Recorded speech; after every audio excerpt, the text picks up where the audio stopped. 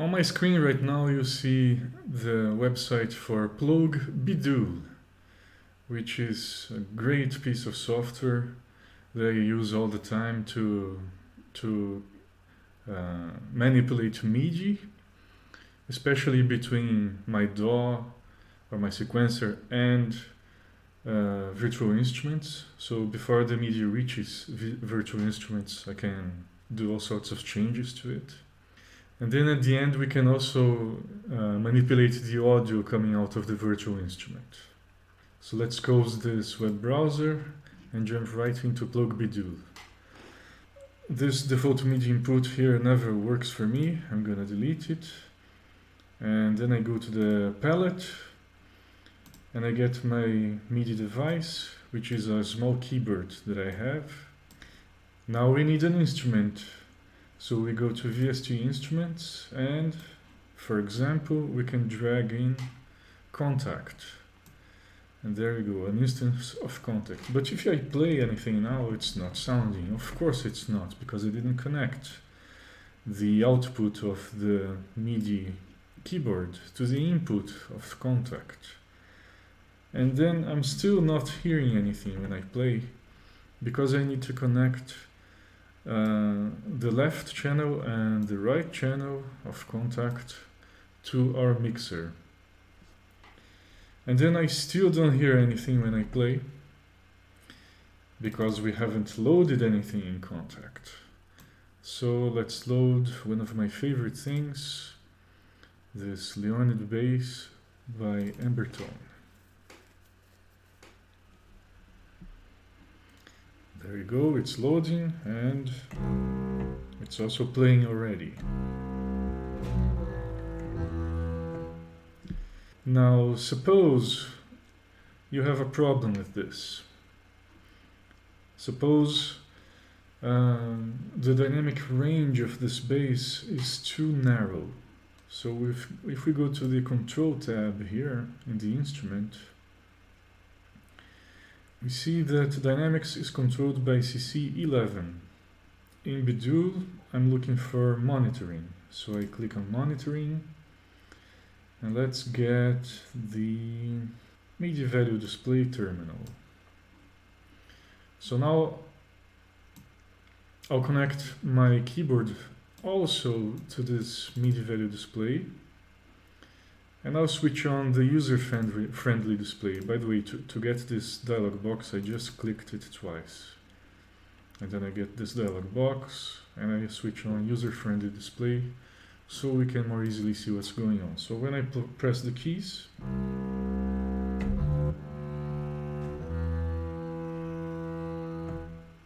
you can see everything that is happening. So when I press only one key, you can see it's a C4, and here you can see the velocity with which I pressed the note.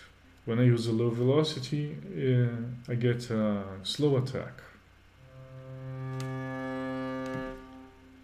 And here's with a very hard velocity. You get a kind of sforzando or a marcato. Alright, anyway, I was just showing you Bidoo, just showing you around. So it's good for monitoring MIDI. But now let's see the CC11. So I'm going to play a note. And there we are at the lowest point of CC11. And at the highest. Not much of a change. If I open Contact again, you can see at the Configure tab, it has a setting for dynamic range here. So the problem is not actually real in this case, because I can just come here and select the dynamic range that I want in the instrument. So this is a pretend problem, just to show you around Bidoo. So now it's a little better.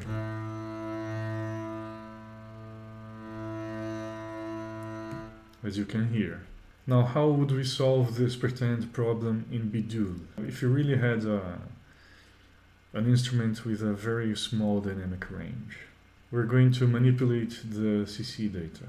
So from MIDI, it has a collection of filters, and it has a CC filter. So I can put this in between contact. In order to do that, I could delete this this connection manually, but you can also drag the module, the CC filter module, and press Alt, and then if you do this, it connects both ends, the input and the output. So this makes it real easy. Now with the CC filter, when I double click the module, I get this dialog box, and I can choose to filter only CC11. After I've done this, I'm getting only CC11 through this output number 1 here. And I know this because down there in the status bar over here, you can see it says filtered output. And when I hover on the second output, it says rejected output. So it works by separating CC11 or whatever you choose from the rest of the MIDI messages. Now, one thing I always like to do is when I go to this dialog box, I scroll down and there's a special option down here. It says send non-CC messages to rejected output. And I think that's usually what I want. So I'm gonna check it. And now because the rejected output is not connected to anything, when I play the notes, you hear nothing. You can see the notes being triggered on the MIDI monitor, but you don't hear anything because they're not reaching contact anymore. The only thing that would reach contact now is CC11. We can, of course, fix the situation by connecting the rejected output also to contact. And now we got our sound back, but so far we've accomplished nothing. Now we need to manipulate the CC11 data that has been filtered. And we're going to do that by copying CC11 to, let's say, CC7. So in order to copy the values of CC11 to CC7, we're going here into MIDI, and then to Remappers. And you've got here a CC remapper.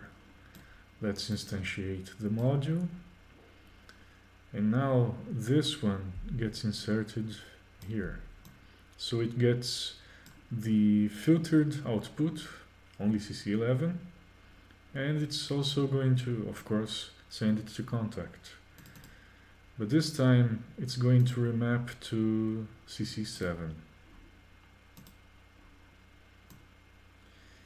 But now what is going on is that CC11 is not reaching contact. Only CC7. As you can see, the volume fader here is moving when I move CC11 on my keyboard. And what we wanted was for both of them to move. And we can fix this by, of course, drawing yet another line directly to contact here. And this way, you've got all the filtered events, such as MIDI note on, note off, they're coming this way to contact. And this way, directly it's coming CC11, just as we received it. But then also, another path is remapping it to CC7. And now you get both of them.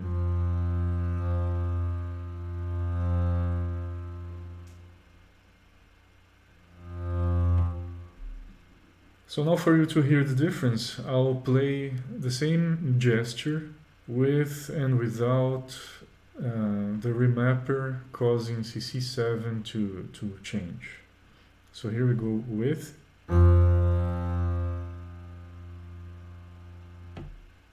And without.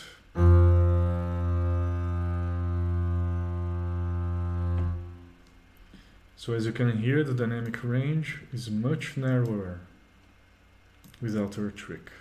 Alright, I can also show you what is going on by using another kind of MIDI monitor. If we go to monitoring, MIDI monitor instead of a MIDI value display. Okay. So I can show you by connecting to the keyboard directly that when I move my fader here, you receive here a CC11 event on channel 1, and data number 2, this column here, is the value of the CC. So if I put it at maximum, you see 7F, which is 127 in decimal, and the lowest value is, of course, 0. Alright, so now if we cut this MIDI monitor from here and reconnect it after the CC remapper, instead of seeing only CC11, of course it should have only CC7. And when I move the fader, that's exactly what happens. Of course, if we were to connect this rejected output, this accepted output from the CC filter also to the MIDI monitor like this, you should see both. And there you go, both CC7 and 11.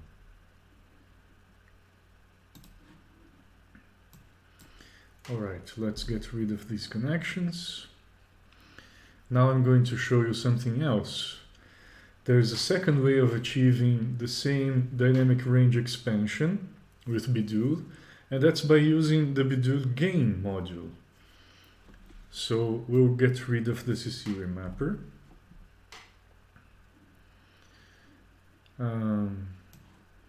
Let's position this over here. We never need this readme. Did you know that we don't need the mixer either? We can get rid of this mixer. Now we simplified everything. So now we need a gain module.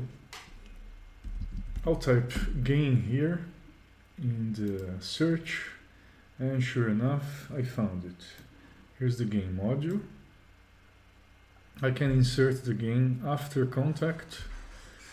Did you notice that the blue connections, the blue plug thingies, are audio, and the gray or white ones or something like that, those are MIDI? Yeah, there's a kind of color coding for these things in Bidoo. Now the gain module, if I click on it, it has a selectable amplitude, but this is static, right? We need to get the CC11 to move this fader. So we open the parameters window, and this is a great window in Bidoo. You can map anything to anything else, basically. So we can go directly to the MIDI input module, and it has all CCs here. So I can just select CC11 directly. And this is the source. We're mapping it to a target. What target? The gain module, which has that amplitude control. Okay, so I selected the source and the target, so I'm gonna click link, and the link appears here from CC11 to gain to blah, blah, blah, as you saw. So now we're back on the gain module, and when I move my CC11 fader, it also moves. It moves a lot, from plus 10 dB to minus 80 dB or so, or minus infinity. Okay, now.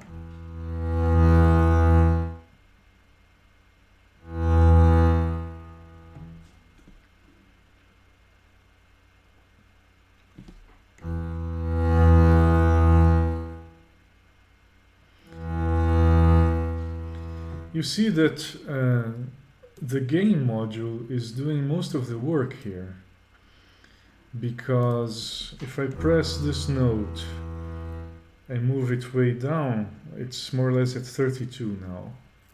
I still see here on the right the Kontakt is generating some sound. It's disappearing completely due to the gain module.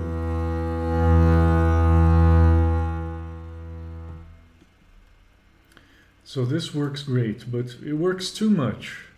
I don't want that much of a dynamic range. So next we have to solve that. So if you click on MIDI and then on remappers, here's an interesting module, a CC value remapper. So we can get a signal from CC11 from here to here, like this. And then here you can draw a line more or less the way you want it to go. So I am saying when you get 0, output 65, and when you get 127, also output 127.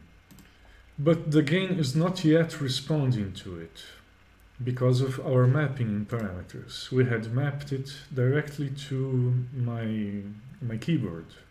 So we are going actually to remove this link. The output, of course, still remains the gain amplitude, but now we need another source. You have to go to modulation. No, you have to go to MIDI modulation. Yes. And therein you have CC to params.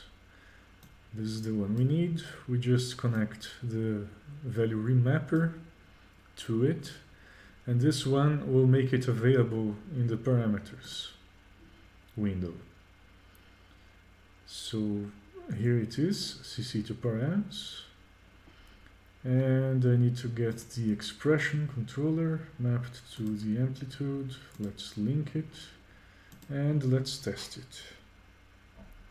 Okay, it works, and it only maps to half the value of the amplitude, the upper half.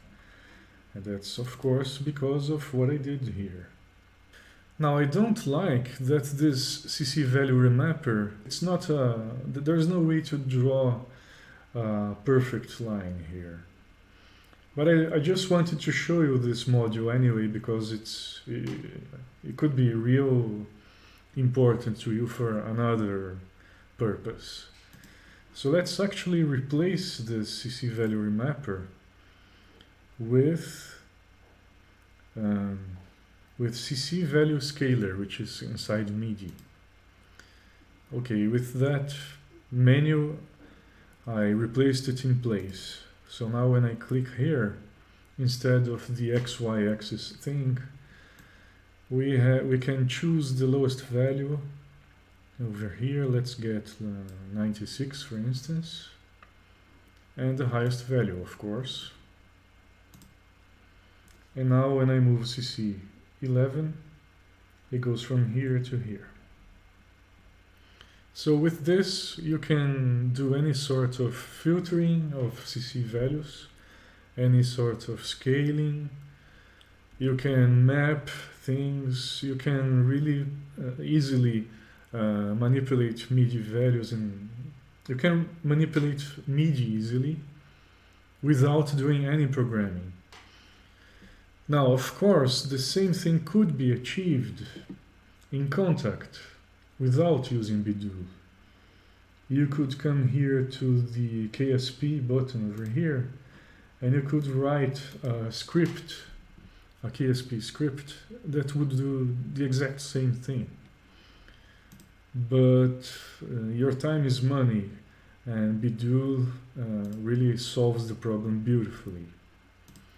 There are also other reasons to use Bidoo. So if you are like me, you are always improving your orchestral template.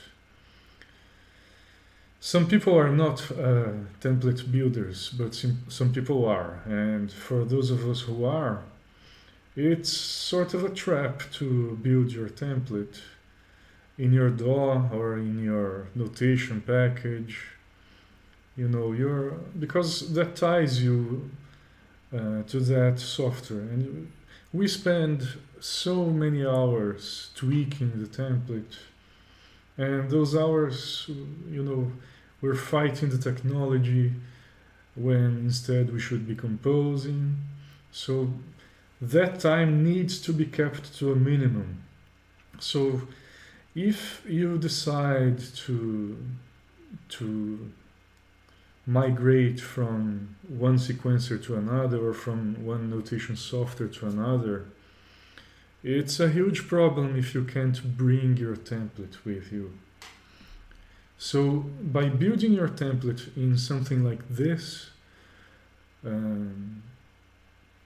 you ensure that your template is portable. Even reverbs, you could instantiate a reverb here. Let's do that for you to see. A reverb that I really like.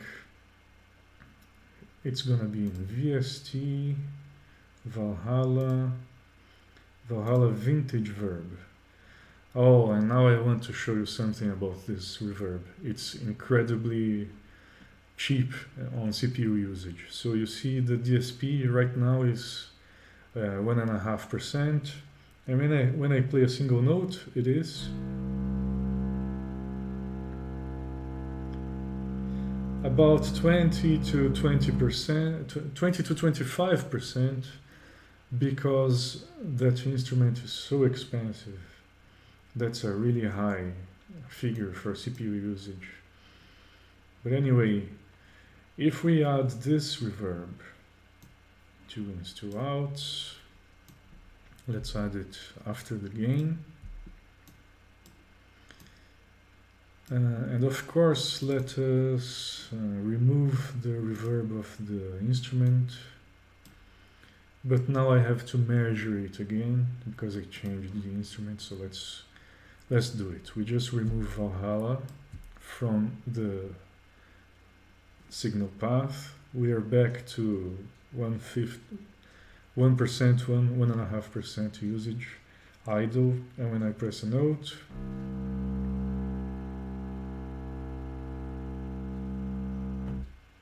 it made a lot of difference. It really did. We're now at 12 to 15% CPU usage. That's almost 8, 9, 10% of difference. So that's not a reverb you want to use. Because compare with Valhalla Vintage Verb. Let me open it for you. And I have a nice preset here. Okay. Sounds great to me, and when I do, the CPU usage is now 3%, and when playing,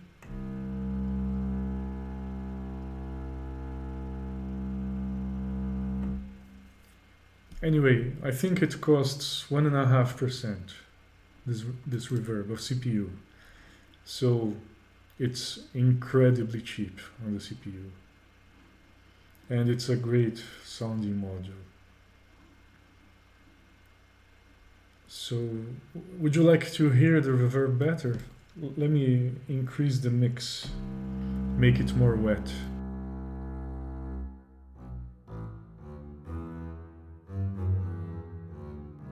And back down.